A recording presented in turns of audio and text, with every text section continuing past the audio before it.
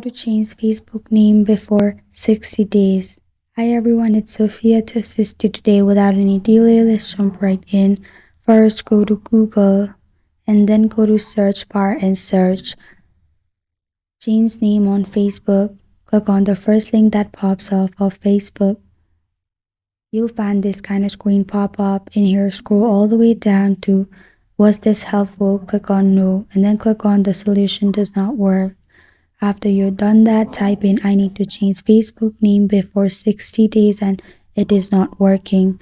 After typing that, you can type strong reason why you want to change your Facebook name before 60 days. If your reason is strong, simply Facebook will allow you to change your name, and this is how to change Facebook name before 60 days.